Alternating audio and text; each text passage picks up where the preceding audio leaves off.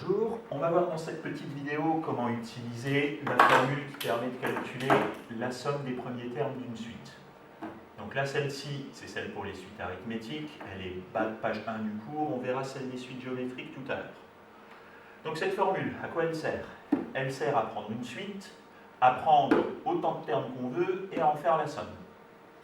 Donc, on va faire un petit exemple avec une suite qu'on a déjà vue, la suite arithmétique de premier terme U10 de raison 3, et on va faire comme bien souvent, on va le faire à la main à l'os, voir comment ça se passe, on va se rendre compte que c'est très long, et ensuite on essayera avec la formule.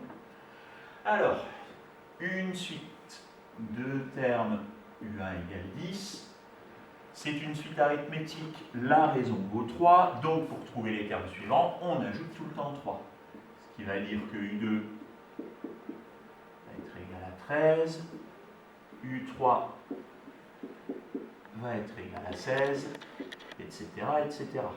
Qu'elle vaut 19, U5 vaut 22, U6 vaut 25, U7 vaut 28, et U8 vaut 31. Calcul qu'on a d'ailleurs déjà fait. Alors, la somme de tous les termes, c'est-à-dire qu'on va devoir faire ça, plus ça, plus ça, plus ça, plus ça, plus ça, plus ça, plus ça. Donc cette somme qu'on appelle S, à 18, parce que c'est la somme des 8 premiers termes, eh ben c'est 10 plus 13 plus 16, etc., etc. On tape ça sur la calculatrice, elle nous donne le résultat.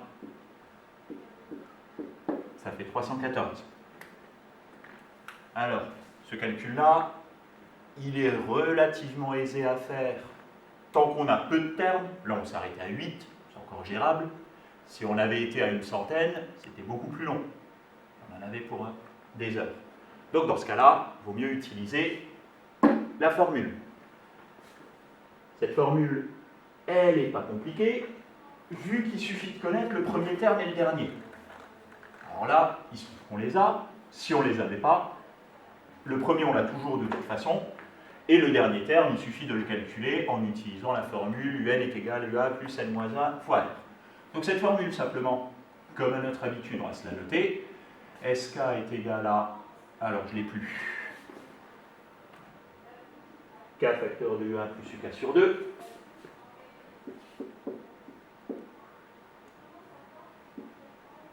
U1 plus UK sur 2.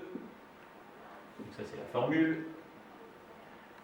Donc dans cette formule, pas dur, hein, il suffit de remplacer K par le terme qu'on cherche. Donc là, comme on veut la somme des 8 premiers termes, eh ben, on va remplacer tous nos K par 8. Donc ça va nous donner S8 est égal à 8 facteur de UA plus 8, le tout sur 2. U1, c'est donné dans l'énoncé. U8, bon là c'est simple, parce qu'on l'a calculé juste au-dessus. Si jamais on ne l'avait pas, ah bon, on le calcule en utilisant UN est égal à U1 plus N-1R.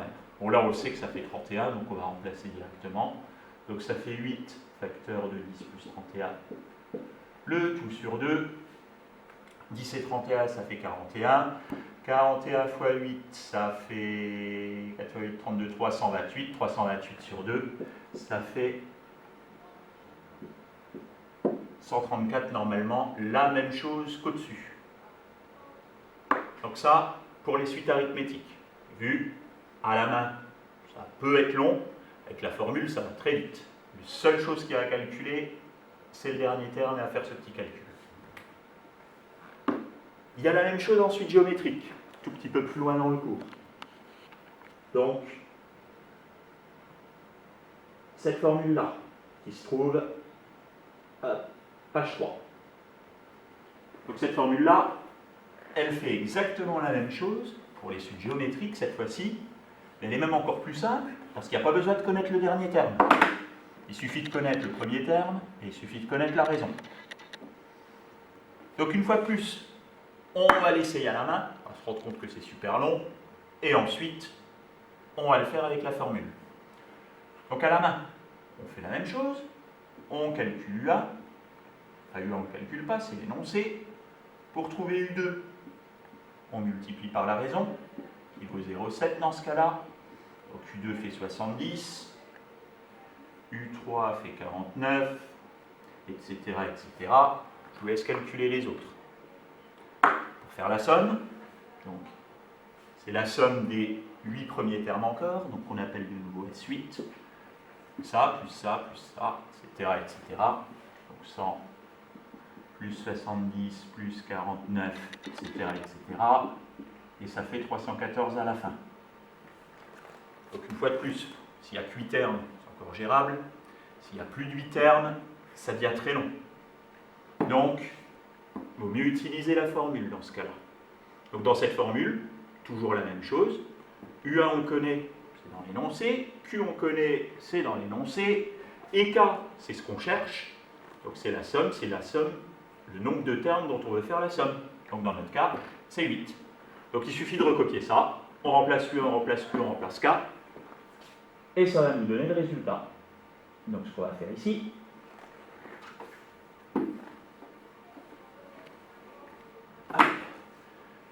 comme d'habitude, formule on la recopie.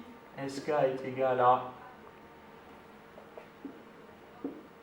U1 facteur de 1 moins Q à l'exposant K sur 1 moins Q. On remplace K, on remplace U1, on remplace Q. Donc dans mon cas, K c'est 8, donc ça va me donner S8 est égal à U1, on le prend dans l'énoncé, c'est 100. 1 moins, la raison c'est 0,7 à l'exposant 8, une fois de plus parce qu'on cherche les 8 premiers termes, sur 1 moins 0,7. Quand vous êtes là, je vous conseille très fortement de calculer ça et ça séparément, pas avoir de soucis sur la calculatrice. Donc si vous séparez, si vous détaillez ces étapes-là, ça simplifie. Donc ça fait 100 fois 0,94 en haut sur 0,3 en bas. Et là maintenant, vous pouvez taper ça sans problème sur la calculatrice, elle aura toujours le bon résultat. Et normalement, on trouve exactement pareil qu'au-dessus, c'est-à-dire 314. À savoir, ces deux formules-là, celle-ci et celle des suites arithmétiques un peu plus haut, ne sont pas à savoir par cœur. Ils vous sont toujours donnés dans les exercices. Voilà, on a tout vu au niveau des suites arithmétiques, des suites géométriques, la formule de somme. Donc à titre d'entraînement, les deux exos qui collent avec ça, c'est le 23 et le 24, page 47, que vous pouvez faire maintenant. Et moi, je vous dis au revoir.